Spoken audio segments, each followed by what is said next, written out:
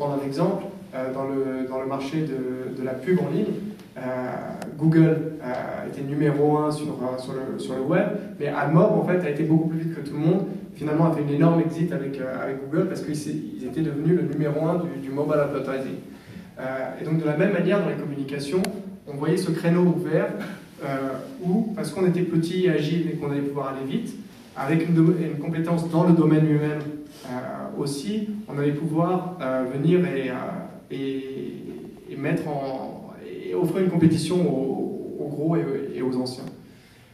Ta question sur le partage d'écran dans le monde B2B, en fait, dans la deuxième phase de Dino, ma boîte précédente, c'est quelque chose, c'est un marché en fait, sur lequel on avait travaillé. Et on offrait notamment, on offre toujours une solution de partage d'écran vidéo de haute qualité qui marche avec WebEx. Et donc c'est important je pense quand on relance une boîte, d'essayer de faire un petit peu différent. Et d'avoir assez de distance en fait avec les expériences précédentes, avec les compétences précédentes pour qu'il n'y ait pas de problème d'IP, pour qu'il y ait finalement une bonne coupure. Je pense que mentalement aussi c'est bien de changer, de se réorienter. Et on voulait vraiment faire quelque chose dans le consommateur. Je pense qu'une des choses dont on s'était rendu compte, c'est que c'était très pénible pour nous d'avoir une dépendance d'un gros client B2B qui peut prendre des décisions quelquefois rationnelles et quelquefois pas rationnelles. Et finalement, le monde du consommateur, c'est quelque chose qui est très binaire. C'est 0-1, soit ça marche, soit ça ne marche pas. Mais quand ça marche, c'est seulement dû à toi. Et il n'y a personne qui va te dire ce qu'il faut que tu fasses ou quand il faut que tu fasses. Est-ce que tu peux partager quelles étaient pour toi les meilleures stratégies pour acquérir des utilisateurs au moment où vous avez... Ça, j'aimerais beaucoup savoir. D'ailleurs, s'il y a des gens dans l'audience qui savent comment acquérir des utilisateurs plus vite, je suis preneur aussi de conseils. Tu sais, on a eu... Tango, c'est un produit qui ne marche pas tout seul. Tu ne peux pas l'utiliser tout seul. Il faut que tu l'utilises avec quelqu'un. Donc, c'est un des rares produits qui, par sa nature, est viral. Parce qu'une fois que tu le downloads, ça t'a pris un petit peu d'effort, donc tu vas demander à quelqu'un d'autre de le downloader, au moins pour l'utiliser avec une première fois. C'est très très facile. On a essayé d'optimiser tout le flux d'invitation pour que ce soit extrêmement facile d'inviter, que ce soit tout ton carnet d'adresse ou certaines personnes dans ton carnet d'adresse. Et donc en fait, cette viralité inhérente du produit, avec le référencement dans l'App Store ou dans le Marketplace, c'est quelque chose qui a marché très bien. Il y a pas mal il y a plein d'autres façons d'essayer de créer un meilleur référencement ou d'essayer de créer des pics.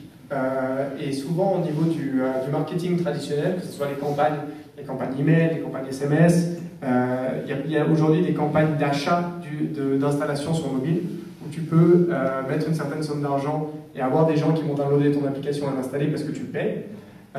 Tous ces services finalement, pour nous, c'est pas du tout économique. Il y a à peu près un peu plus de 70 000 personnes par jour qui s'enregistrent sur Tango. Et moi, je regarde tous ces services. On a utilisé de manière épisodique quelques-uns pour essayer, mais j'ai jamais vu en fait de service qui te permet d'acquérir des utilisateurs pour moins de 20 cents par utilisateur. Si tu fais le calcul, ça fait donc nous notre croissance par jour, en fait, ça représente un achat de 15 à 20 000 $ par jour. C'est pas quelque chose que tu peux faire quand tu es une start-up. C'est beaucoup trop cher. Et donc tu peux créer quelquefois des pics, mais souvent c'est seulement les grosses boîtes qui arrivent à le faire et elles essaient de rester aussi haut que possible dans l'App Store en attendant qu'elles se stabilisent sur la performance réelle de leurs produits. Mais une des choses qui est assez remarquable dans l'App Store et dans le marché Android, c'est que ça dépend de la qualité du produit. Si tu fais un produit qui marche mieux, toi tu montes. Tu as de plus en plus d'utilisateurs, ils sont de plus en plus contents, ils te mettent des ratings qui sont de meilleur en meilleur et ton app monte. Donc c'est très juste en fait d'une certaine manière. Pour un ingénieur comme moi, c'est très concret et c'est très rassurant. 72 000 personnes qui ont adopté les 6 premières heures, tu dis 70 000 personnes par jour, on apprend toujours qu'il y a des progressions exponentielles, etc. Mais apparemment la progression est linéaire. Est-ce que vous avez trouvé des choses qui accélèrent ou qui réduisent ça? Qu'est-ce qui en fait calibre cette progression? C'est une super question. Et d'ailleurs, sur les progressions exponentielles, moi j'ai regardé les courbes de croissance de plein de boîtes. Une des boîtes que j'ai regardées, c'est évidemment Skype, mais il y a d'autres boîtes virales dans les marchés de la communication, etc., qu'on regarde. Et souvent, en fait, les gens parlent de croissance exponentielle, mais souvent c'est linéaire par tranche. C'est-à-dire que avec une certaine technologie et un certain nombre de features et d'ingrédients, c'est linéaire jusqu'à ce qu'il y ait quelque chose de plus qui fait que c'est linéaire, mais avec une rampe plus grande, et de plus en plus grande, etc.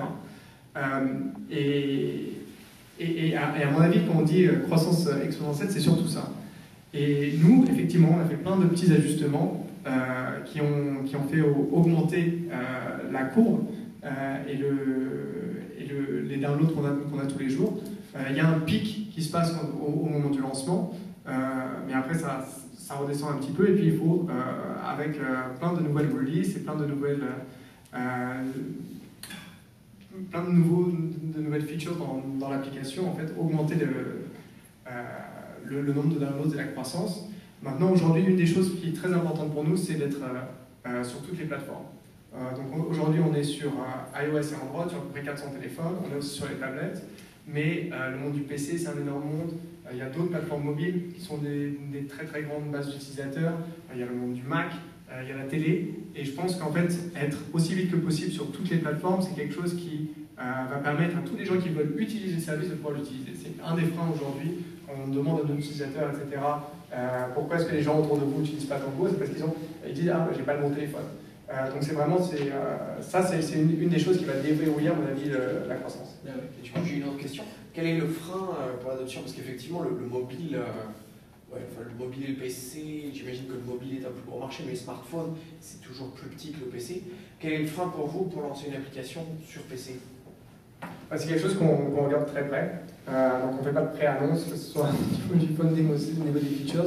Mais on va être aussi vite que possible sur toutes les différentes plateformes pour que si les gens ont entendu parler de Tango, ils puissent l'utiliser, quel que soit en fait l'écran qu'ils ont devant.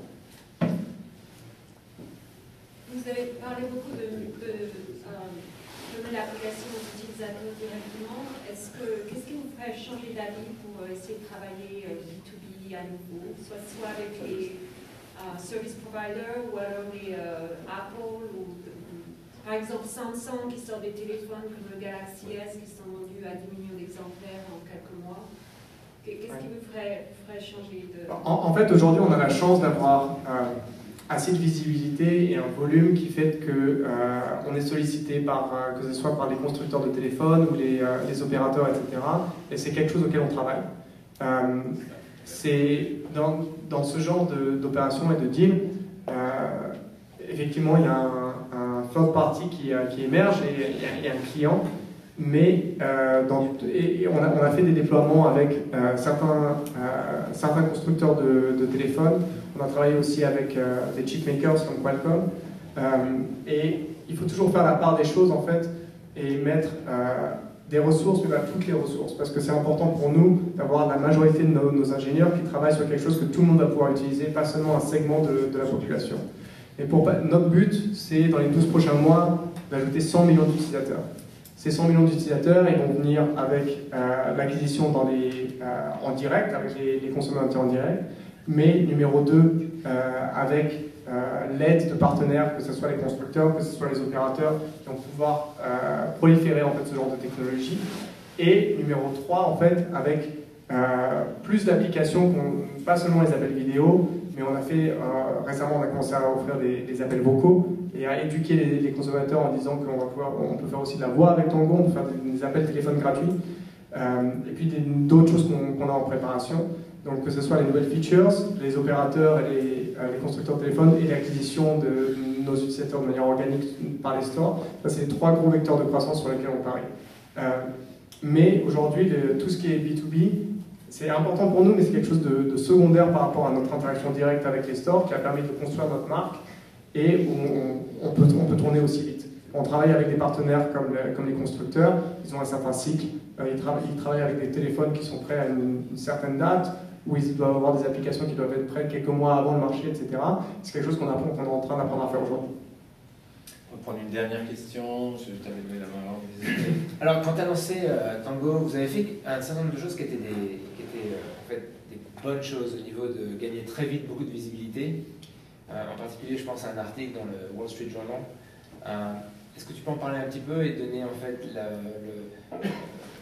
les perspectives en fait post, les résultats en fait et en fait conseiller même peut-être certains entrepreneurs qui sont dans la salle aujourd'hui sur la façon d'aborder en fait son launch. Ouais, absolument, c'est une super question. Et au moment du launch, en fait, on a essayé de créer une espèce de pic le plus haut possible. Et donc ce pic, il y a plein de choses qui devaient arriver exactement au même moment. On allait sortir un nouveau website. On allait sortir l'app évidemment dans l'App Store et l'Android Market le même jour. Et c'était un jour qui était favorable au download. Pour ceux qui veulent savoir, le mardi et jeudi, c'était bon jour de sortie. On a aussi organisé une campagne de presse où on a investi en fait sur le PR pour avoir un maximum d'articles le même jour qui allaient parler du service, qui allaient sous embargo en fait tous lancer la nouvelle autour du launch.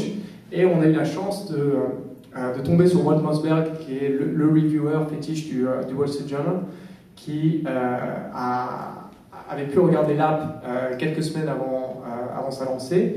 Et en fait, qui de manière fortuite, en fait, était parti en vacances et qui était parti en vacances avec un téléphone qui avait l'app, en laissant son téléphone avec son épouse, et qui avait commencé à utiliser l'app en fait avec elle et qui avait été séduit par le truc et qui nous avait fait une revue qui était timée sur le jour du lancement.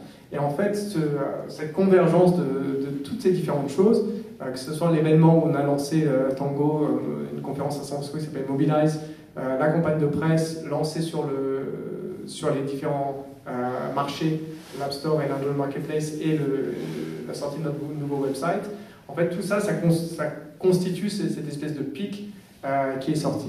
En parallèle de ça, en Europe, on avait travaillé avec plein de blogueurs. Plein de blogueurs qui avaient parlé de l'app quand elle sortait, l'avaient recommandé à leurs différentes communautés. Donc c'est quelque chose qui a permis de faire prendre la sauce. En fait, en rétrospective, je dois dire que tous ces choses, c'est vachement artificiel et ça ne marche pas très bien. Aujourd'hui, on est couvert dans la presse beaucoup. On a la chance d'avoir un service qui est assez sexy, un nom dont les gens se souviennent. Et donc on a des articles dans TechCrunch, on a des articles dans différentes publications, etc. Et en fait, on voit, on est passé à la télévision, que ce soit aux US, en France, et à chaque fois qu'il y a ce genre d'événement, en fait, il y a des toutes petites courbes, des toutes petites bosses sur la courbe d'utilisateur. Et très franchement, ça n'a vraiment quasiment aucun impact sur la croissance du service lui-même. Ça a un impact sur la marque et sur la construction de la marque. Ça donne une crédibilité, en fait, par exemple, au niveau de nos clients B2B, de respectabilité. Et donc, je pense que ça fait, nous, une boîte qui semble plus grosse qu'elle est en réalité. On est plus de 60 personnes. Et je pense que pour ça, en fait, c'est très appréciable. C'est très appréciable pour le fundraising, parce que les investisseurs adorent que leur boîte de portfolio soit sur les différentes publications, etc. Et ça crée des leads, des gens qui demandent comment est-ce qu'ils peuvent travailler avec nous, investir dans la boîte. Mais au niveau de la croissance des utilisateurs, finalement, il n'y a pas grand-chose qui peut être mis en comparaison de la croissance virale à la croissance organique. Et c'est pour ça que la plupart des services de consommateurs, quand vous y réfléchissez, il y a très peu de grosses campagnes marketing ou grosses campagnes de PR, que ce soit Skype dans les 4-5 premières années, que ce soit Google, etc. Ce n'est pas des boîtes qui ont investi énormément dans le marketing parce que finalement, il n'y a pas grand-chose qui peut se substituer au bouche à oreille. C'est pour ça que ça n'a vraiment pas de prix quand on arrive à trouver une loupe virale qui se propage et qui prend. Eric, on va terminer l'interview. D'habitude, on remet une plaque de remerciement de la part de DBF et je n'ai pas pu la récupérer aujourd'hui. Donc, dès que je l'aurai, je l'amènerai à la plage le jour où je le verrai. Voilà, je voulais te remercier encore. Merci beaucoup.